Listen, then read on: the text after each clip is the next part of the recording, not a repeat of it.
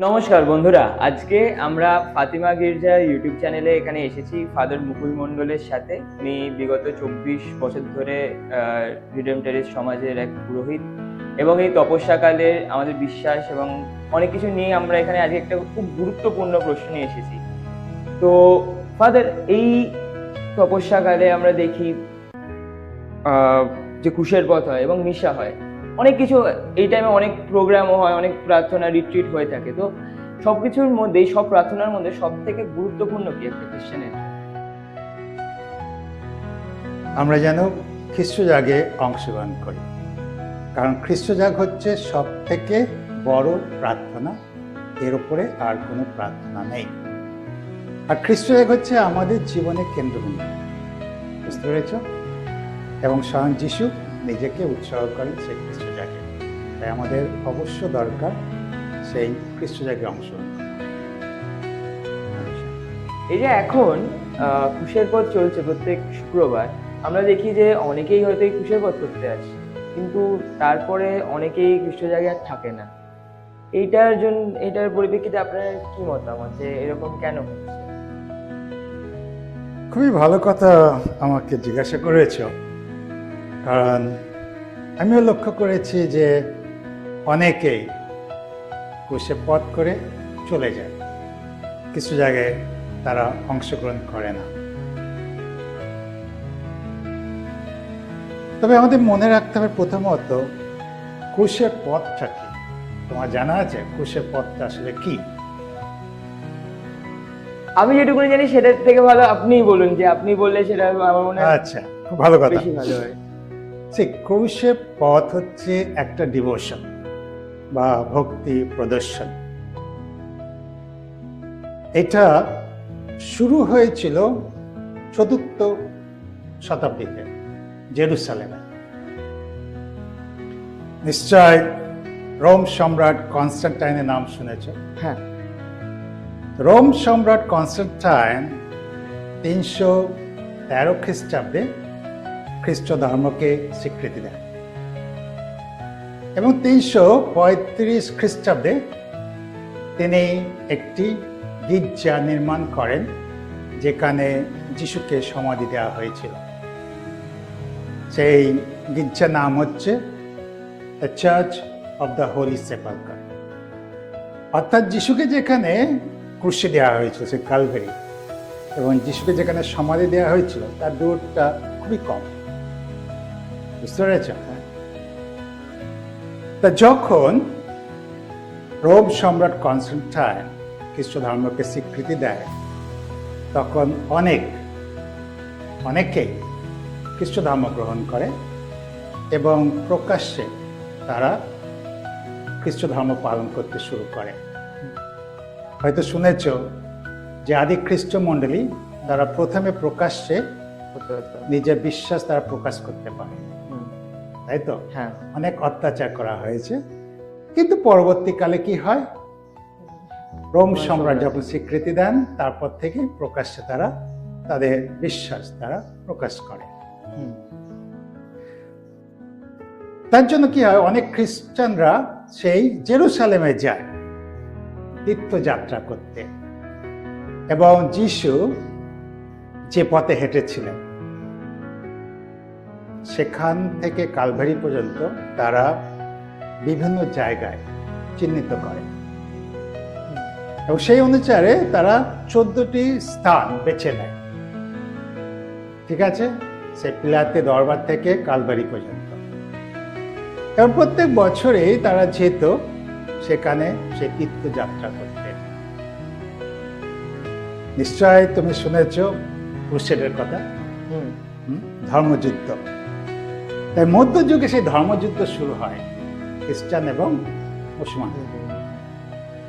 আর সেই সময় জেরুসালেমটা দখল করে নেয় মুসলমান, ফলে খ্রিস্টানরা সেখানে আর যেতে পারল না। তার বিকল্প অনুসারে কি হয়, ইউরোপে তারা প্রতীক চিহ্ন হিসাবে ক্রুশের পথ শুরু করে, বুঝতে পেরেছ? এবং সপ্তদশ শতাব্দীর দিকে এই ক্রুশের পথ প্রথম শুরু হয় স্পেন দেশে। ফ্রান্সিসকান সন্ন্যাস সংঘের সদস্যরা তারা এই ক্রুশের পথটা শুরু করে, প্রচার করতে শুরু করে। কারণ যেহেতু হোলি ল্যান্ড, সেটা তাদের দেখভালের দায়িত্বটা ছিল।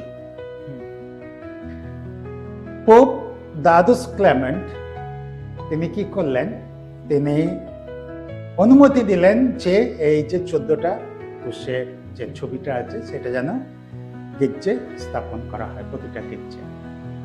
এবং তারপর থেকে কি হয়, শুরু হয়ে যায় সারা বিশ্বে ক্রুশের পথ। সাধু আলফোন্সাস মারিয়া দি লিগুরি নাম নিশ্চয় শুনেছ? আচ্ছা, মুক্তিদাতা সমাজের প্রতিষ্ঠাতা। তিনি সেই ক্রুশের পথের যে প্রার্থনার বই, সেই বইটা তিনি লেখেন। আর সেই বইটা এখনো পর্যন্ত ব্যবহার করা হয়। আমাদের এই ফাতিমা গির্জায় যে ক্রুশের পথের বইটা রয়েছে, প্রার্থনার বইটা, সেটা তারই লেখা। এবং তিনি চেষ্টা করলেন যে এই ক্রুশের পথটা যাতে লোকেরা নিজেদের ভক্তি প্রদর্শন করতে পারে, সেই জন্য তিনি চেষ্টা করলেন সবাইকে সাহায্য করতে। তা এইভাবেই এই ক্রুশের পথটা শুরু হয়, বুঝতে পেরেছ? তবে এটা হচ্ছে একটা ডিভোশন, মনে রাখবে, এটা স্যাক্রামেন্ট না বা সংস্কার না। এইবার আমি খ্রিস্টজাগের কথায় আসছি। না, খ্রিস্টজাগ হচ্ছে একটা স্যাক্রামেন্ট, বুঝতে পেরেছ? এই খ্রিস্টজাগ বিভিন্ন নামে পরিচিত আমরা জানি। আমরা বলি খ্রিস্টজাগ বা প্রভুর ভোজ, বা আমরা বলি যজ্ঞ বলি, বা আমরা বলে থাকি ধন্যবাদ জ্ঞাপন বা মিশা, বিভিন্ন নামে পরিচিত। তাই মনে রাখতে হবে যে এই যে খ্রিস্টজাগ, এটা কে প্রবর্তন করেছে? যীশু খ্রিস্ট, ঠিকই, যীশু খ্রিস্ট প্রবর্তন করেছিলেন। তার আগে আমরা জানি যে ইহুদিরা নিস্তার ভোজ পালন করতেন, তাই তো? তা খ্রিস্টজাগ হচ্ছে যীশু প্রবর্তিত নতুন নিস্তার ভোজ। আর এই কাহিনী আমরা পাই বাইবেলে, বুঝতে পেরেছ? যেটা মতিরচিত মঙ্গল সমাচারে আমরা পাচ্ছি 26 অধ্যায় 26 থেকে 29 পদে। মার্করচিত মঙ্গল সমাচারে আমরা পাচ্ছি 14 অধ্যায় 22 থেকে 25 পদে। লুকরচিত মঙ্গল সমাচারে আমরা পাচ্ছি 22 অধ্যায় 19 থেকে 20 পদে। এবং আমরা জানি করিন্থীয়দের কাছে সাধু পলের পত্র আমরা পাচ্ছি 11 অধ্যায় 22 থেকে 26 পদে। এই নতুন নিস্তার ভোজের কথা আমরা পাচ্ছি। তবে যিশু কি বলেছেন? যিশু বলেছেন যে এই আমার দেহ তোমাদের জন্য যা সমর্পিত হবে, তোমরা আমার শরণার্থে এই অনুষ্ঠানটা করবে।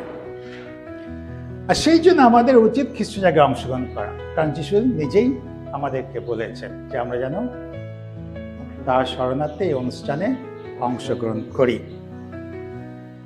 তবে যিশু এও বলেছেন যে যে খাদ্য শাশ্বত জীবনে পাথেয় রূপে থেকে যায়, তোমরা বরং পরিশ্রম করো তারই জন্য। ঠিক আছে?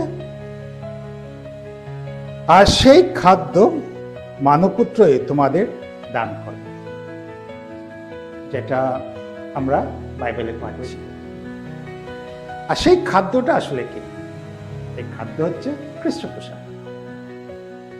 এবং যিশু এই কথা বলেছেন যোহন রচিত মঙ্গল সমাচারে 6 অধ্যায়, যেটা আমরা পাচ্ছি, যে আমার মাংস খায় এবং আমার রক্ত পান করে, আমি তার মধ্যে বাস করি এবং সে আমার মধ্যে বাস করে।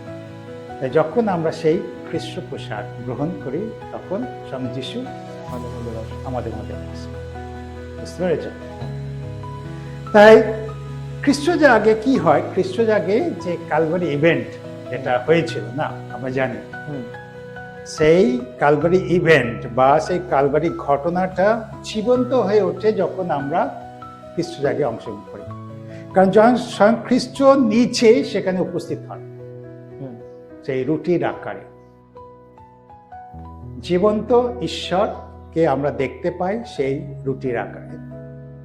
এবং কালভারিতে যেভাবে যিশু ক্রুশে নিজেকে বলি দিয়েছিলেন, ঠিক একই রকম ভাবে খ্রিস্ট জাগে তিনি নিজেকে বলি দেন এবং তিনি আমাদেরকে বলেন, নাও খাও, এই আমার দেহ। তাই খ্রিস্ট জাগ যেটা আমরা বলছি সেটা হচ্ছে একটা সংস্কার। আর আমরা জানি সংস্কার যার মধ্য দিয়ে আমরা ঈশ্বরের অনুগ্রহ লাভ করতে পারি।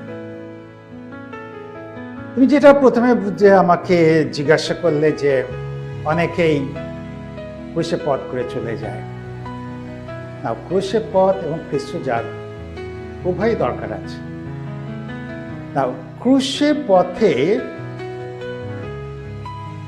আমরা কি ধ্যান করি? যিশু যাতনাভোগ মৃত্যু কথা আমরা ধ্যান করি। আর এই ক্রুশের পথ আমাদেরকে কি করে? আহ্বান করে যে আমরা যেন আমাদের ক্রুশটা আমরা বহন করি, তাই তো? কারণ যিশু নিজেই বলেছেন যে আমার শিষ্য হতে চায় সে যেন নিজের ক্রুশ নিজে কাঁধে নিয়ে বহন। তাই এই ক্রুশটা আসলে কি? এই ক্রুশটা হচ্ছে আমাদের পারিবারিক সমস্যা, তাই না? দুঃখ কষ্ট যেটা আমাদেরকে বহন করতে হয়। আর ক্রুশের পথ সেটাই আমাদেরকে বলে দিচ্ছে যে আমরা যেন সেটা বহন করি। কিন্তু ক্রুশ বহন করতে গেলে শক্তির প্রয়োজন নিশ্চয়, হ্যাঁ, তাছাড়া হবে না। সেই শক্তি কে দেয়? স্বয়ং যিশু নিজেই। হ্যাঁ, আর সেই শক্তি আমরা কোথায় পাই? খ্রিস্ট প্রসাদের মাধ্যমে। কারণ খ্রিস্ট প্রসাদ হচ্ছে সেই শক্তি। তাই তাকে সেই খ্রিস্ট প্রসাদ যে শক্তি, তাকে যখন আমরা গ্রহণ করছি, তাই না, তখন নিশ্চয় সে ক্রুশ বহন করা আমাদের পক্ষে খুবই কষ্টকর, অসম্ভব হয়ে ওঠে। তাই যারা এই ক্রুশে পথ করে চলে যায়, খ্রিস্ট জায়গায় অংশগ্রহণ করে না, তাদের উপাসনাটা অসম্পূর্ণ থেকে যাচ্ছে, বুঝতে পেরেছ? এবং যখন তারা ক্রুশ বইছে সেই শক্তিটা তারা পাচ্ছে। তাই আমাদের উচিত ক্রুশের পথ করার পরে আমরা যেন খ্রিস্ট জায়গায় অংশগ্রহণ করি এবং যিশুকে গ্রহণ করি।